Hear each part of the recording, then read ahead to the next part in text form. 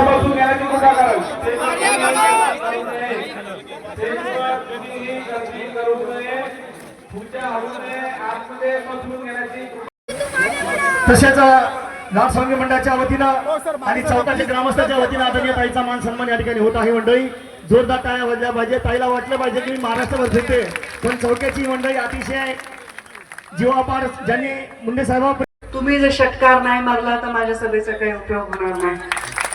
त्यामुळे तुम्ही चौक्याच्या सभेमध्ये मतांचा षटकार मारला तर परत गुलाल उधळायच्या कार्यक्रमाला मी आवर्जून आपल्याकडे आल्याशिवाय राहणार नाही. तर मला ना सभेसारखं वाटत नाही दादा. हे असं वाटेल की इथे एक मंगल कार्यालय आहे आणि मी लग्नाच्या वधूवरांना शुभेच्छा देण्यासाठी आलेलो आहे. कारण वातावरणच तसं आहे. संध्याकाळ होत आहे, गरमी नाही तेवढी, सगळे खुर्च्यांवर बसलेले आहेत आणि त्यामुळे असं वाटत नाही की ही सभा आहे. असं वाटतंय की एक आपला एखादा मंगल कार्यक्रम आहे. खरंच आहे की निवडणूक हा मंगल कार्यक्रम आहे. प्रधानमंत्री नरेंद्र मोदी यांचे हात बळकट करण्यासाठी, देवेंद्र फडणवीस यांच्या नेतृत्वाला ताकद देण्यासाठी, जसे महानगरपालिकेमध्ये आपण सगळीकडे कमळ फुलवलं तसंच आता जिल्हा परिषदेमध्ये सगळीकडे कमळ आपल्याला फुलवायचं आहे. मला असं वाटतं, मला शंका नाही की तुम्ही मतदान कोणाला करणार. कोणाला करणार तुम्ही मतदान? कमळाला. तुम्ही क्या करणार ना? मग तुम्ही कमळाला मतदान करायला मिळणार. मी इथे कशाला आले? मी कशाला आले? तुमची हौस भागवायला आली. ताईंना फोटो काढायचा आहे, ताईंना बघायचंय, ताईला आणा.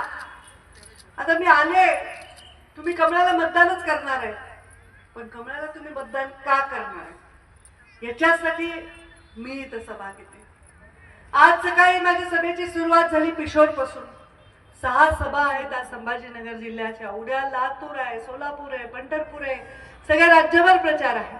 नेहमीच आहे. मी जेव्हा पहिल्यांदा आमदार झाले तेव्हापासून मी स्टार प्रचारक आहे मोदीजींचे. लोकसभेला, राज्यसभेला, विधानसभेला, जिल्हा परिषदला, नगरपालिकेला सगळीकडे मी प्रचार करत फिरते. आणि हे प्रचार करत असताना सकाळी आज पिशोरमध्ये दरवेळी गेले 12, 10, 11, 12 वर्ष मुंडे साहेबांची आठवण काढल्यावर लोकांचा गंभीर होते मुद्रा. त्यांचा चेहरा कसावीस होतो. डोळ्याला बायका पदर लावतात. मुंडे साहेबांना जाऊन आज 12 वर्ष होतील, तरीही अनुराधाताईंनी सांगितलं की आम्ही मुंडे साहेबांचं इथे स्मारक बनवणार आहोत, मुंडे साहेबांचा पुतळा उभा करणार आहोत. हे केवढं मोठं भाग्य आहे, केवढी मोठी पुण्य आहे. आपल्या घरामध्ये जर कोणी गेलं तर त्याला आपण एखाद्या वर्षानंतर त्याची आठवण करणं कमी कमी होत जातं. पण मुंडे साहेबांच्या जाण्यापासून ते आतापर्यंत मला असं वाटतंय मुंडे साहेब एकमेव माणूस आहेत ज्यांच्या जाण्याने दिवसेंदिवस त्यांची आठवण करणं वाढत चाललेलं आहे. वयोवृद्ध झालेला माणूस ज्याने मुंडे साहेबांना तरुणपणी काम करताना पाहिले, त्यांच्याबरोबर काम केलेला माणूस आणि त्यांच्याबरोबर युवा म्हणून काम केलेला कार्यकर्ता, तर त्या कार्यकर्त्याचं 2 वर्षाचं लेकरू देखील 3 जून आणि 12 डिसेंबरला मुंडे साहेबांच्या फोटोला डोकं ठेवून नमस्कार करतो. ही मुंडे साहेबांची पुण्य. आज पिशोरच्या सभेमध्ये मुंडे साहेबांच्या बाजूला एक फोटो लावलेला होता, तो म्हणजे अजितदादा पवार.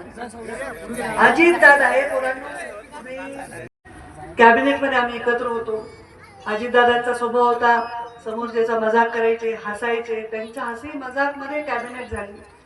वाटलं नाही की दुसऱ्या दिवशी हा व्यक्ती अस्तित्वात नसेल, हयात नसेल. पण त्यांच्या जाण्याने एक अनुभवी प्रशासनावर प्रभुत्व असणारा नेता आपण हरवला. हे फार मोठं गंभीर अशी गोष्ट झालेली आहे. देवेंद्रजी फडणवीस यांनी सगळ्या सभा कॅन्सल केल्या, कारण अजितदादांच्या निधनानंतर त्यांनी सांगितलं की मी सभा घेणार नाही. आणि मग दानवे साहेबांचा मला फोन आला. माझ्या तर सभा होत्याच, पण सभांची संख्या वाढली, कारण आता कोणीतरी भाषण करायला, सभा घ्यायला जायला लागणार आहे. ही कार्यकर्त्यांची निवडणूक आहे. आपल्या निवडणुकीत कार्यकर्ता रात्रंदिवस झटतो. आपल्याला मंत्री बनवण्यासाठी, आपल्याला खासदार आमदार बनवण्यासाठी कार्यकर्ता दिवसाची रात्र, रात्रीचा दिवस करतो, हाराची काळ करतो. आज या कार्यकर्त्याबरोबर गंभीर प्रसंग उभा राहिलाय. आमचे नेते देवेंद्रजी फडणवीस यांच्यासमोर एक प्रसंग उभा राहिला आहे. अशा वेळी प्रत्येक कार्यकर्त्याचा आधार बनून त्याच्या पाठीवर थाप मारण्यासाठी, त्याच्याबरोबर खांद्याला खांदा लावून उभं राहण्यासाठी, त्याची ऊर्जा वाढवण्यासाठी आणि त्याचा विजय निश्चित करण्यासाठी मैदानात उतरणं हे मुंडे साहेबांचे मला वाटतं संस्कार आहेत. आणि अजितदादांना सुद्धा हेच आवडलं असतं की आपण मैदानात उतरून काम करायला पाहिजे. आज मी आपल्या प्रचारासाठी इथे आले. मला पूर्ण विश्वास आहे की तुम्ही निवडून देणार. तुम्हाला म्हणूच काय मी कशामुळे निवडून द्या. कमळाला निवडायचं कारण काय? आज देशामध्ये मध्य प्रदेश आहे, दिल्ली आहे, राजस्थान आहे, हरियाणा आहे, बिहार आहे, गुजरात आहे, महाराष्ट्र आहे, अशा उत्तर प्रदेश आहे. कितीतरी राज्य जर बघितले, सगळीकडे लोकांची पहिली पसंती काय आहे? काय? मग आता महानगरपालिकेच्या निवडणुका झाल्या, लोकांनी नंबर 1चं मतदान कोणाला दिलं? मग आता तुम्ही जिल्हा परिषद मध्ये काय करणार? विषयच नाही. पण कमळाला मत देण्याची कारण, या देशाचा सगळ्यात सक्षम नेतृत्व ज्यांनी जगामध्ये आमची मान उंचावली ते प्रधानमंत्री नरेंद्र मोदी हे तिसऱ्यांदा प्रधानमंत्री झालेले आहेत.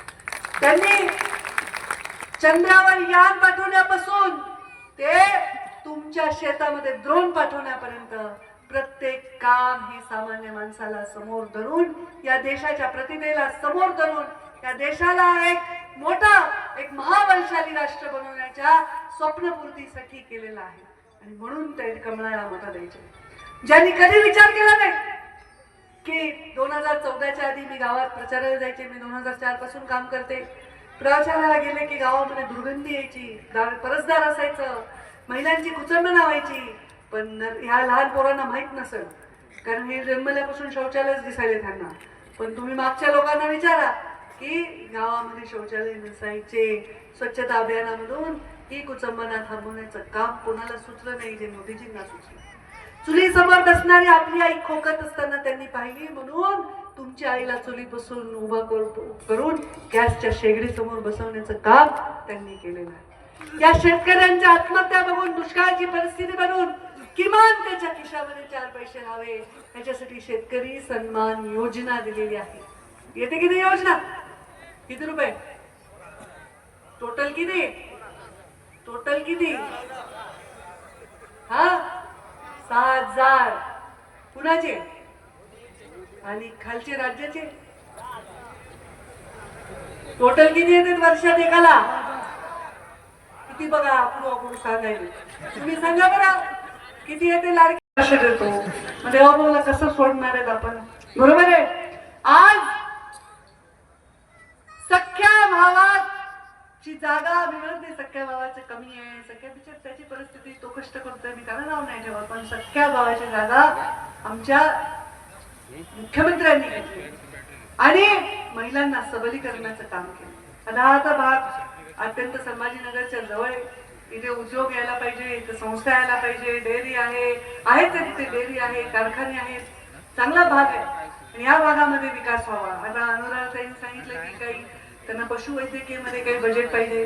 पशुवैद्यकीयचं काय कुठलंही बजेट तुम्ही सांगा, ग्रामीण विकास खात्याचं, PWDचं, या सगळ्या बजेटमध्ये तुमच्या मतदारसंघामध्ये विकास करण्यासाठी कोणत्याही मंत्र्याला बोलण्याचा अधिकार आणि प्रेम मी ठेवते. मी नक्की तुमच्या पाठीमागे उभी राहीन. स्वतः मी मुख्यमंत्र्यांशी बोलेन आणि तुमचे विषय मार्गी लावून येईन. हा शब्द या निमित्ताने देतो.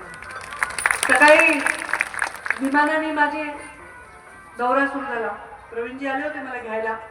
मी उतरताना म्हणलं तुमच्या जीवात जीव आला का? मी आले. कारण मला जेव्हापासून दुर्दैवी अपघात झाला अजितदादांचा, लोक म्हणे ताई विमानाने प्रवास करू नका, ताई तुम्ही आमचं काळीज आहे, तुम्ही आमचा जीव आहे, तुम्ही विमानाने प्रवास करू नका. आणि माझी सकाळी तर आई तर माझी नादच लावली, जाऊ नको. मी लागेच कसं जाऊ नको, सभा लागल्यात, लोक मरतील ना मी नाही गेलं तर. मग तिथून पुन्हा हेलिकॉप्टरने आले. आता जे हेलिकॉप्टर गेलं ते माझंच गेलं. आता अंधार पडायल्यावर हेलिकॉप्टर गेलं काही कामाचं नाही. म्हटलं जाऊ दे, चौक्याची सभा होऊ दे, ते हेलिकॉप्टर जाऊ दे, मी गाडीने जाते.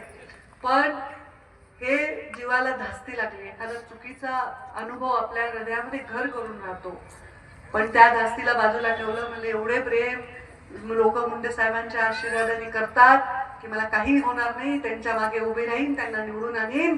तर हे महत्वाचं काम माझ्या हातून झालं तर हे मला समाधान करायचं. म्हणून तुम्हा सर्वांना मी विनंती करणार आहे, येणाऱ्या 7 तारखेला मतदान आहे. 7 तारखेला मतदान करण्यासाठी सकाळी सकाळी लवकर माझ्या माऊल्या उठा. YouTube बघता ना, माझे व्हिडिओ बघता का? सकाळी सकाळी उठून काय करते मी? देवपूजा. तुम्ही पण बघता, थँक्यू. चांगलं आहे पोरांनो, देवपूजा बघायचा. नाही तर काय आता तरुण पोरं नादी लावतात. आमच्यासारखेच कोणी राजकारणी, याला दारू भट्टी, त्याला काय अजून ते तंबाखूचं एजन्सी, नका भानगडीत पडू. आपलं आयुष्य घडवा. सकाळी उठून देवपूजा करा. मग महिलांना सांगते, आणि चांगला खमंग नाश्ता बनवा. असा वास घरामध्ये सुवास आला पाहिजे, पण वाढू नका, बिलकुल जेवायला वाढू नका. नवऱ्याला सांगायचं आधी मतदान करायचं माझ्या भावाला, मग मी नाश्ता देणार. पूर्ण असहकार चळवळ करायची. आपला भाऊ कसला असेल, किटका असेल, मिडका असेल, बारका असेल, आपल्याला त्याचा गर्व असते. नवरा म्हणून भावाला सांगू का? भावाला कुणी बोललेलं आपल्याला आवडत नाही. आमच्या भावाचं नाक खाली गेलं नाही पाहिजे आणि बहिणीचंही नाही गेलं पाहिजे. आता बहिणीने येऊन सभा घेतली, तुम्ही मत देणारच कधी आले, तर मग माझंही नाक खाली गेलं नाही पाहिजे. त्यामुळं तुम्ही मतदान करा, विजयी व्हा. माधुराताई तुम्ही गुलाल लावायला आम्हाला बोलवा आणि मुंडे साहेबांचं स्मारक करा. मी म्हणणार नाही, कारण मी कधी म्हणले नाही दुसऱ्या कोणाला की बाबांचं स्मारक करा. मी स्वतः गोपीनाथ गड केला, ज्यांनी त्यांनी ज्याच्या त्याच्या मनाने केला. मला बोलवतात लोक, लोकार्पण माझ्याच हस्ते करतात. 2-2 वर्ष पुतळे झाकून ठेवतात, पण मी म्हणले नाही कोणाला करा. कारण मी कसं म्हणू माझ्या वडिलांचं स्मारक करा? माझ्या वडिलांचं स्मारक करा म्हणणार हे ह्यांना मुंडे साहेबांचं स्मारक करा, ते त्यांच्यावर प्रेम करतात. ते तुम्ही करा, पण त्याआधी विजयाचा गुलाल उधळा, एवढं मी आपल्या सर्वांना सांगते आणि आपल्या सर्वांची रजा घेते. धन्यवाद. जय हिंद, जय महाराष्ट्र.